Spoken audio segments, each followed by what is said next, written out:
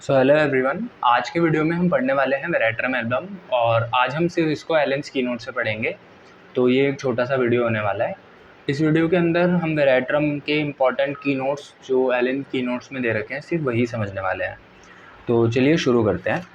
तो veratrum album का जो कॉमन नेम है वो वाइट हेलेबोर है और डॉक्टर हैनेमन ने इसके लिए एक आर्टिकल भी लिखा था, द आर्ट ऑफ हेलेबोरिज्म। बहुत सारे लोग इस आर्टिकल को हेलेबोरस से रिलेट करके पढ़ते हैं, but this is not about helleborus, this is about white hellebore और वेरेट्रम एल्बम। तो डॉक्टर हैनेमन का आर्टिकल है। अगर आप बहुत ज़्यादा इंटरेस्टेड हैं डॉक्टर हैनेमन की राइटिंग्स को पढ़ने में तो आप इस आर्टिकल को एक बार पढ़ सकते हैं। ठीक है। अब इसका कॉमन नेम वाइट हेलेबोर है, प्रूवर डॉक्टर हैनेमन ही है and it is used as a evacuant. Evacuant का मतलब होता है विच कैन इवैक्यूएट समथिंग, जो आपकी बॉडी से किसी चीज़ को थ्रो आउट कर सकता है, बाहर निकलवा सकता है। इसको पहले ऐसे यूज़ किया जाता था वेरेट्रम एल्बम को। तो कॉन्स्टिट्यूशन की बात करते हैं। For children and old people the extremes of life, तो बोथ एक्सट्रीम्स ऑफ लाइफ, चाहे वो चिल्ड्रन में या ओल्ड पीपल में, दोनों में ही हमें वेरेट्रम की नीड होती है। इसका जो मेन की नोट है वो है lack of vital reaction. Persons who are habitually cold and deficient in vital reaction, ये इसका मेन की नोट है। जहाँ भी ऐसी कंडीशन आपको दिखे वहाँ पे आप वेरेट्रम को सोच सकते हो। कार्बोवेज, कैम्फोरा, वेरेट्रम, आर्सेनिकम, ये सारी ऐसी रेमेडीज़ है जहाँ पे लैक ऑफ वाइटल रिएक्शन है, जहाँ पे आपको कुछ समझ नहीं आ रहा, वहाँ पे ये रेमेडीज़ आपके लिए बहुत अच्छा काम कर सकती हैं। और आपने आर्सेनिक के बारे में तो देखा ही होगा, जब कोविड का टाइम था और लोग बहुत ज़्यादा एंग्जाइटी में आ रहे थे तो वो एक एग्जेजरेटेड वाइटल रिएक्शन था। वैसे ही जो वेरेट्रम का वाइटल रिएक्शन होता है वो ऐसा होता है कि स्किन कोल्ड पड़ जाएगी, बिल्कुल ऐसा लगेगा कि पर्सन ही इज़ नो मोर। ऐसी सिचुएशन में भी वेरेट्रम, कार्बोवेज जैसी जो रेमेडीज़ होती हैं वो पर्सन को रिवाइव कर देती हैं, क्योंकि उनमें वाइटल रिएक्शन को जो स्टिमुलेट करने का काम है वो वेरेट्रम, कार्बोवेज ऐसी रेमेडीज़ करती हैं। अब ऐसा होता क्यों है? तो हाइपोवोलेमिक शॉक के केसेस के अंदर ऐसा हो सकता है। हाइपोवोलेमिक शॉक में जब एक्सेसिव ब्लड लॉस होने की वजह से एक्सट्रीमिटीज़ पेल हो जाएं, कोल्ड हो जाएं, बॉडी में ठीक से ब्लड ना जा रहा हो हमारे सेरेब्रल सेंटर्स में, तो उसकी वजह से इस्चीमिया हो जाए ब्रेन में और धीरे धीरे पर्सन ड्राउजी होने लगे, बिल्कुल बेहोश हो जाए। आप एक्सट्रीमिटीज़ को टच करो तो एकदम कोल्ड पड़ी हैं। तो ऐसे केसेस के अंदर कार्बोवेज, वेरेट्रम ऐसी रेमेडीज़ का बहुत काम आता है। और एज अ होम्योपैथिक फिजिशियन ऐसे इमरजेंसी केसेस को मैनेज कर दिया अगर आपने, so this will be a game changer for you, क्योंकि ऐसी सिचुएशन में हम लोग डर जाते हैं, but this is not a thing जिसमें हमें डरना है। We need to work on our efficiency कि हम ऐसे भी केसेस को हैंडल कर सकें। सो उसी एक नोट के साथ इस वीडियो को आगे बढ़ाएंगे। ये तो हो गया कॉन्स्टिट्यूशन। अगला चलते हैं mental generals. Can not bear to be left alone yet persistently refuses to talk. अब जो मैंने आपको ऊपर की सिचुएशन बताई कि ऐसे आदमी की, तो कभी भी वो चाहेगा ही नहीं कि आप उसे अकेला छोड़ो। He will never let anyone कि लोग रूम से बाहर चले जाएं, उसे बिल्कुल अकेला छोड़ दिया जाए, ऐसा वो नहीं चाहता। वो चाहेगा कि कोई ना कोई उसके आसपास उसको दिखता रहे, बट येट कॉन्स्टेंटली ही refuses to talk. So this is a simple mental general जिसको आप ऑब्जर्व कर सकते हो।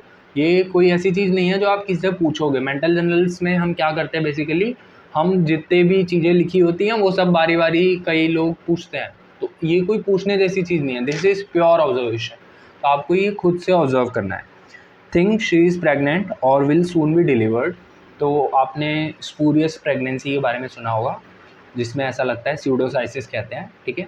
तो उन केसेस में आप इसके बारे में सोच सकते हो। वेरेट्रम एक ऐसी रेमेडी है जिसके लिए डॉक्टर हैनेमन ने कहा है कि अगर वेरेट्रम आप यूज़ करना सीख गए तो जितने भी लोग मेंटल असाइलम्स में हैं उनमें से 2/3 पेशेंट्स को आप निकाल सकते हो वहाँ से। सो दिस इज़ समथिंग जो कि डॉक्टर एम एल टाइलर की बुक में लिखा हुआ है और आप इसको वहाँ से रेफ़र कर सकते हो। तो मेंटल असाइलम्स में जो पेशेंट होते हैं जो आपको कुछ भी नहीं बता सकते, they can not tell anything about them to you, आपको वहाँ पे प्योर ऑब्जर्व करना है। तो कुछ ऐसी रेमेडीज़ होती हैं जिनमें जो मेंटल जनरल्स होते हैं वो हमें खुद ऑब्जर्व करने पड़ते हैं। Veratrum is one of those remedies. Mania with desire to cut and tear anything, जो मैं अभी आपको बात बता रहा था डॉक्टर हैनेमन की मेंटल असाइलम वाली, उससे ही रिलेट करता हुआ अगला मेंटल जनरल है। Mania with desire to cut and tear everything, specially clothes. जैसा कि हमें टैरेंटुला में भी देखने को मिलता है, with lewd, lascivious talk, amorous और रिलीजियस। लेशिवियस टॉक्स है। अब हायोसाइमस, स्ट्रेमोनियम, ये ऐसी रेमेडीज़ हैं जिनमें लेशिवियस टॉक होगा। बट हायोसाइमस क्या करेगा, he will try to show his genitals, वो बहुत ही गंदी लैंग्वेज यूज़ करेगा। ऐसे ही वेरेट्रम का भी पेशेंट होता है। So these are the cases of mania. इन पर्सनस के अंदर जो रीज़न की एबिलिटी है, किसी भी चीज़ को सोचने समझने की जो क्षमता है, वो ख़त्म हो गई है। सो आप इनसे मेंटल जनरल्स नहीं निकाल सकते। आप इनसे कुछ पूछोगे, आपको सही आंसर नहीं बता सकते। You just have to see by your eyes, perceive by your mind, and then decide the remedy according to your skills. So ये 3 चीज़ें हैं जो आपको सबसे ज़्यादा हेल्प करेंगी ऐसे केसेस के अंदर जहाँ पे पेशेंट खुद से सिम्टम नहीं बता सकता, and this is a remedy जो वहाँ पे आपके काम आएगी। आगे चलते हैं फिजिकल जर्नल पे। तो फिजिकल जर्नल में मैंने डॉक्टर एम एल टाइलर की बुक से एक चीज़ लिखी हुई है, किसिंग मैनिया।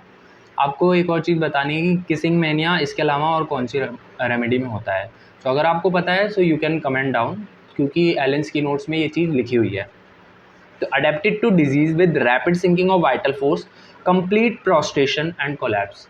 तो मैंने अभी जो आपको सिचुएशन बताई थी हाइपोवोलेमिक शॉक की, जिसमें पेशेंट धीरे धीरे अपनी होश खो बैठेगा, धीरे धीरे बेहोशी की हालत में, प्रोस्ट्रेशन की हालत में चला जाएगा एंड कोलैप्स कर जाएगा आपके आगे।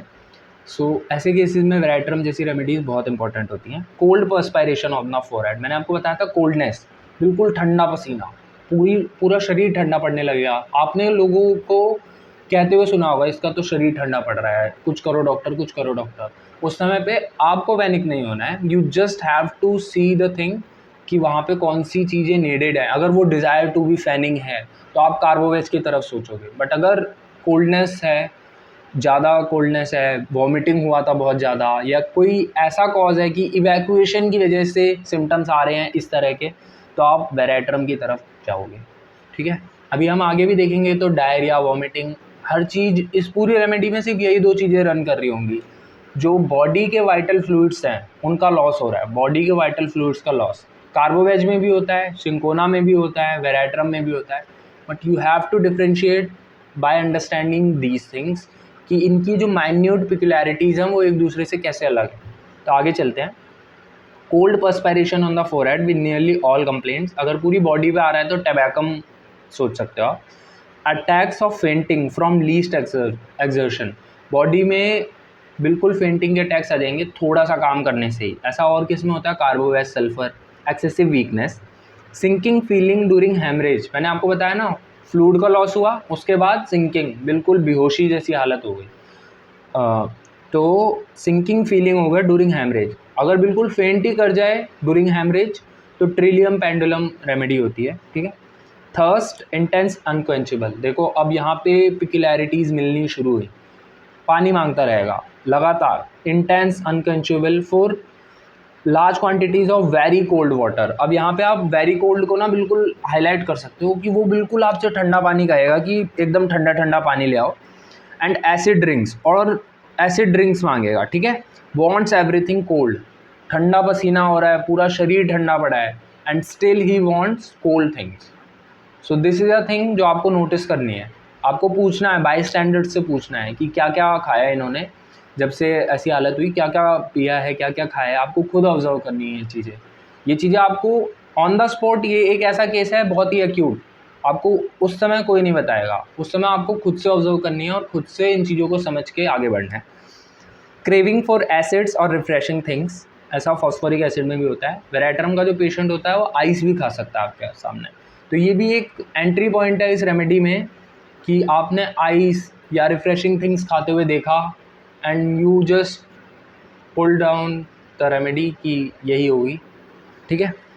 आइसी कोल्डनेस ऑफ फेस, अब यहाँ पे कोलैप्स के सिम्टम बता रहे हैं या शॉक के सिम्टम बता रहे हैं। बहुत ही कॉमन शॉक के सिम्टम्स क्या होते हैं, फेस की icy coldness, tip of nose की, फीट की, लेग्स की, हैंड्स की, आर्म्स की, और मैनी अदर पार्ट्स। सब में देखो आइसी कोल्डनेस है, मैनी अदर पार्ट्स लिख दिया। ठीक है। Bad effects of opium eating, tobacco chewing, अब bad effects of opium eating and tobacco chewing. अभी आप टोबैको च्यूइंग के बैड इफेक्ट्स में देखोगे तो आर्सेनिक आती है। टबैकम के पीछे बहुत सारी रेमेडीज़ दे रखी है, इपीकैक दे रखी है, नक्स वोमिका दे रखी है, इवन टबैकम भी दे रखी है, और भी आर्सेनिकम दे रखी है। एक दो रेमेडीज़ और दे रखी हैं, तो ये सारी रेमेडीज़ दे रखी है, बट यहाँ पे भी स्पेसिफाई कर रखा है वेरेट्रम के बारे में, ठीक है। और आर्सेनिकम तो है ही bad effects of tobacco chain. अगला है sensation of a lump of ice on vertex, सर पे भी एकदम ठंडक, ऑन द वर्टेक्स एकदम ठंडक, एक लंप ऑफ आइस जैसा महसूस हो रहा है सर पे भी, विथ चिलीनेस, और चिलीनेस भी है जैसा सीपिया में होता है, as of heat and cold at same time on scalp. अब अगली सेंसेशन क्या है, ये एक सेंसेशन हो गई, sensation of lump of ice on vertex with chilliness, ये एक सेंसेशन है। अगली सेंसेशन क्या है, as of heat and cold at the same time on scalp as if brain were torn into pieces. ये तीन इसकी सेंसेशंस है हेड के अंदर, तो आपको ये तीनों सेंसेशन याद रखते हैं, इन तीनों में से कोई भी हो सकती है। फेस, अब फेस जो शॉक का फेस होता है हिपोक्रेटिक फेस होता है। क्यों हिपोक्रेटिक फेस होता है, pale, blue, collapsed, features sunken, hippocratic, red while lying, जब लेटेगा तो रेड होगा, जैसी as soon as he will get up face become deathly pale, जैसा कि हमें एकोनाइट में भी देखने को मिलता है, ठीक है। अब जीआईटी की बात करते हैं, तो जीआईटी में भी cold feeling along the whole remedy run कर रही है, vomiting, nausea along the whole remedy run करेगा। कोल्ड फीलिंग जैसा कि कोल्चिकम और टबैकम में होता है। Violent vomiting with profuse diarrhoea, अब यहाँ पे भी देखो लॉस ऑफ वाइटल फ्लूइड्स है, वॉमिटिंग हो रही है विद डायरिया हो रहा है। वॉमिटिंग और डायरिया मतलब माउथ से भी फ्लूइड लॉस, एनएस से भी फ्लूइड लॉस, दोनों जगह से फ्लूइड लॉस, तो बॉडी शॉक की स्टेट में जा सकती है ना, हाइपोवोलीमिया हो सकता है। सो दिस इज़ अ थिंग जो कि आपको पेशेंट के बाय स्टैंडर्ड्स बताएंगे कि पहले ये हुआ था, आपको वो सीरीज ऑफ इवेंट्स उनसे लेना है। Vomiting excessive with nausea and great prostration, aggravated by drinking as in arsenicum, by least motion as in tobacco, great weakness after, ठीक है। वॉमिटिंग के बाद बहुत ज़्यादा वीकनेस, क्योंकि इतना ज़्यादा लॉस हुआ है वाइटल फ्लूइड्स का, तो वीकनेस तो आनी है। Then cutting pain in abdomen as from knives, cutting pain है एब्डोमेन में as of from knives. Cholera, अब कॉलेरा के सिम्टम्स, कॉलेरा में डॉक्टर हैनेमैन ने 3 रेमेडीज़ का ही सबसे ज़्यादा यूज़ किया था, और वो 3 हैं कैम्फर, कुप्रम एंड वेरेट्रम। कैम्फर शुरुआत के सिम्टम्स के लिए, कुप्रम अगर स्पाज़म भी हो रहा हो साथ में, देन कुप्रम, और अगर बहुत ही ज़्यादा एक्सेसिव डायरिया है, एक्सेसिव वॉमिटिंग है, तो वेरेट्रम। तो ये तीनों रेमेडीज़ ऐसी हैं जो कैम्फर, कुप्रम और वेरेट्रम, जो कि कॉलेरा में यूज़ की थी डॉक्टर हैनेमैन ने। एंड इसके बाद एक पिक्युलैरिटी इसमें यह है कि दिस और vomiting, purging, stool profuse, watery, gushing, prostrating, ये सब आफ्टर फ्राइट हुआ है, एकदम से आफ्टर फ्राइट। तो एक कॉजेशन ये भी हो सकता है फ्राइट की वजह से। तो फ्राइट के बाद सबसे पहले जो हमारे दिमाग में रेमेडी आनी चाहिए फ्राइट के बाद, वो आनी चाहिए एकोनाइट। तो एकोनाइट, वेरेट्रम बिल्कुल एक्यूट, अभी आपने देखा 2 जगह पे इसकी ब्रैकेट में एकोनाइट का रेफरेंस दे रखा है, एंड एकोनाइट इज़ अ रेमेडी जिसकी स्पीड ही उसकी पहचान है। तो वेरेट्रम भी एक ऐसी रेमेडी है जो बहुत एक्यूट से एक्यूट केसेस में भी काम आ सकती है, बट बहुत क्रॉनिक से क्रॉनिक केसेस में भी आपके काम आ सकती है, only if the symptoms correspond. Then diarrhoea, frequent greenish, watery, gushing mixed with flakes, cutting colic with cramps commencing in hands. अब डायरिया के सिम्टम्स बता रहा है, फ्रीक्वेंट है, ग्रीनिश है, watery, gushing mixed with flakes, cutting colic है, cramps है जो कि हैंड और फीट। अब देखो क्रैम्प शुरू कहाँ से हो रही है, ये इंपॉर्टेंट है, क्योंकि क्रैम्प्स होना एक चीज़ है जो कि होगा, डायरिया अगर किसी को है या कॉलेरा जैसी सिचुएशन है तो क्रैम्प्स आना इज़ समथिंग नॉर्मल, बट शुरू कहाँ से हो रहे हैं ये पिक्युलैरिटी है। तो वेरेट्रम में शुरू कहाँ से होते हैं, हैंड्स और फीट से, and spreading all over, prostrating after fright, fright के बाद। देखो यहाँ पे भी इन्होंने फ्राइट वर्ड लिख दिया। Aggravation at least movement with vomiting, cold sweat on forehead during and prostration after. Vomiting के टाइम पे बिल्कुल ठंडा पसीना होगा यहाँ पे माथे पे, फोरहेड पे, उसके बाद प्रोस्ट्रेशन या वीकनेस आ जाएगी, जैसा आर्सेनिकम, टबैकम इनमें होता है। फिर अगला जो चीज़ है, अब तक तो हमने पढ़ा डायरिया हो रहा है वेरेट्रम में, अगली जो चीज़ है वो है constipation. Completely opposite symptom, constipation हो गया, नो डिज़ायर, स्टूल हार्ड जैसा ब्रायन या सल्फर में होता है, इन राउंड ब्लैक बॉल्स जैसा चिलीडोनियम, ओपियम, प्लम्बम में होता है, from inactive rectum, frequent desire felt in epigastrium, frequent ineffectual desire है, जैसा इग्निशिया में होता है। अगर रेक्टम में फील हो रही हो तो नक्स वोमिका में होता है फ्रीक्वेंट इनफेक्चुअल डिज़ायर, है ना, ये नक्स वोमिका का गोल्डन की नोट है। Painful of infants and children, अब आगे देखो उन्होंने ना इन्फेंट और चिल्ड्रन लिख दिया, ठीक है। तो ये आपको ना इन्हीं केसेस में सोचनी है, क्योंकि अगर डॉक्टर एलन ने स्पेसिफाई कर दिया तो ये एक ऐसी चीज़ है जो कि हमें बिल्कुल ध्यान में रखनी है। एलेंस की notes is not just a compilation, doctor herring की मटीरिया मेडिका से ली हुई किताब है ये, गाइडिंग सिम्टम्स है। सो इसमें कोई भी चीज़ जो लिखी है वो बहुत सोच समझ के लिखी गई है। तो आपको हर एक छोटी से छोटी डिटेल को कंसिडर करना है during your case taking, during prescribing. और इसके बाद लिखा है कि आपने नक्स वोमिका दी, लाइकोपोडियम दी, काम नहीं करी कॉन्स्टिपेशन में, तो आप इन्फेंट चिल्ड्रन में वेराट्रम भी सोच सकते हो, ठीक है। अगला है फीमेल रिप्रोडक्टिव सिस्टम। अब इसके जो सिम्टम होते हैं फीमेल रिप्रोडक्टिव सिस्टम के, उसमें भी कॉलरा आएगा, बट इसको मैं चाहूँगा आप अमोनियम कार्ब से रिलेट करके पढ़ो कि कॉलरा जैसे सिम्टम्स होते हैं बिफोर द मेंसेस, है ना, before the commencement of menses. तो डिसमेनोरिया है, मतलब कि पेनफुल मेंसेस हैं with vomiting and purging, vomiting है, पर्जिंग है, और एग्जॉस्टिंग डायरिया भी है विद कोल्ड स्वेट, जैसा अमोनियम कार्ब और बोविस्टा में होता है।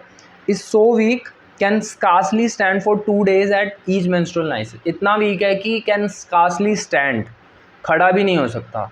मेंसेस के टाइम पे इतना ज़्यादा फ्लूइड का लॉस हो रहा है, एक फ्लूइड लॉस हो रहा है मेंसेस का, ब्लड, दूसरा डायरिया, वॉमिटिंग अगर साथ में हो रहा है। So these are the things जो बंदे को पूरा ड्रेन कर देंगी। Can scarcely stand. अब इसमें और कौन सी रेमेडीज़ आती हैं, एल्यूमिना आती है, कार्बो एनिमेलिस और कोकुलस आती है, ठीक है। अब एक्सट्रीमिटीज़ पे चलते हैं। So we are heading towards the end of this remedy. Pain in the limbs during wet weather, getting worse from warmth of bed, better by continued walking, ठीक है। पेन इन द लिम्स जो है वो wait weather के time पे है, getting worse from warmth of bed और better by continued walking. अगला जो सिम्टम है वो फीवर का है।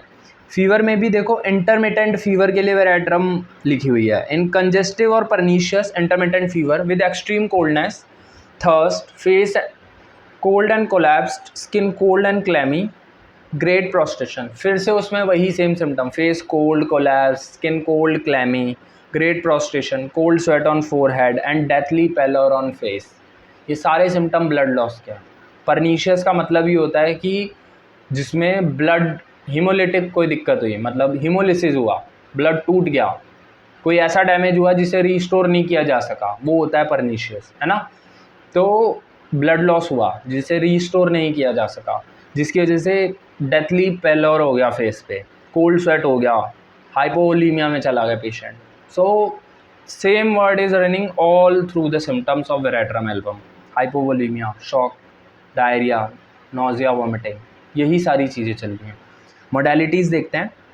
एग्रेवेशन है फ्रॉम लीस्ट मोशन, ऐसे पर्सन बिल्कुल भी हिलाना नहीं। आफ्टर ड्रिंकिंग, कुछ भी पिएगा तुरंत वॉमिटिंग, तुरंत डायरिया, तो aggravation after drinking. Before and during menses, मैंने आपको बताया बिफोर मेंसेस क्या होगा, कॉलरा जैसे सिम्टम्स आ जाएंगे, है ना।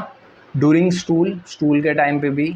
व्हेन पर्सपायरिंग, इवन पर्सपायरेशन, जब भी उसे दिक्कत होती है, कोल्ड पर्सपायरेशन पहले आता है ना। आफ्टर फ्राइट, आफ्टर फ्राइट तो इसके कॉजेशन में है ना, कॉलरा आफ्टर फ्राइट। सो ये चीज़ें हो गई वेराट्रम की। अब पढ़ लेते हैं इसके रिलेशन। पूरी भी रेमेडी में जो सबसे इम्पॉर्टेंट चीज़ होती है वो होते हैं उसके रिलेशन।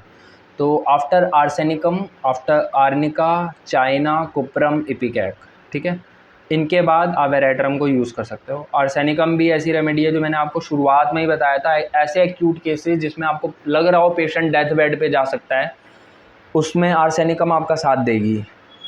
तो उसके बाद अगर नहीं दिया आर्सेनिक ने साथ तो वेराट्रम आप यूज़ कर सकते हो। आर्निका के बाद, चाइना के बाद, कुप्रम के बाद, कुप्रम तो कॉलरा में मैंने आपको बताई थी। इपिकैक के बाद एक्सेसिव नोजिया वॉमिटिंग है, फिर भी ठीक नहीं हो रहा, आपने इपिकैक दे दी तो वेराट्रम यूज़ कर सकते हो।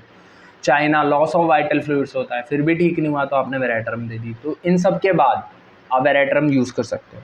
आफ्टर कैम्फोरा इन कॉलरा मोर्बस, मैंने आपको बताया ही था कि कैम्फर, वेराट्रम और कुप्रम, ये 3 ऐसी रेमेडीज़ हैं जो कॉलरा में सबसे ज़्यादा यूज़ की जाती हैं। After ammonium carb, carbo veg and bovista in dysmenorrhoea, अगर डिस्मेनोरिया है विद वॉमिटिंग एंड पर्जिंग, तो ये सारे रिलेशन मैं आपको ऑलरेडी ऊपर एक्सप्लेन कर चुका हूँ, वही सारी चीज़ें नीचे लिखी हुई हैं। बट ये रिलेशन ही सबसे ज़्यादा इंपॉर्टेंट है, यही आपको आपके सेकंड प्रिस्क्रिप्शन तक पहुंचाएगा किसी भी केस में। अगर आपको रेमेडी के रिलेशंस नहीं पता तो आप सेकंड प्रिस्क्रिप्शन 50% केसेस में गलत कर दोगे, क्योंकि आपको इनके रिलेशन पता होने चाहिए। कौन सी ऐसी रेमेडी है, कौन से ऐसे सिम्टम्स हैं जो रह गए, जिनको सिर्फ अब दूसरी रेमेडी जो उसकी कॉम्प्लीमेंट्री है या जो उन सभी दूसरे सिम्टम्स को कवर करती है और उसके रिलेशन में लिखी हुई है, उनसे आपको ख़त्म करना है। तो ये एक ऐसी चीज़ है जो आपको एक एज देगी दूसरे प्रिस्क्राइबर्स के ऊपर, अगर आपको रिलेशंस आते हैं तो। Often removes bad effects of excessive use of alcohol and tobacco. तो आर्सेनिकम में भी होता है और इसमें भी होता है। सो वेरेट्रम हमारी हो चुकी है एलेन्स की नोट्स में से ख़त्म। आज के लिए इतना ही, मिलते हैं नेक्स्ट वीडियो में।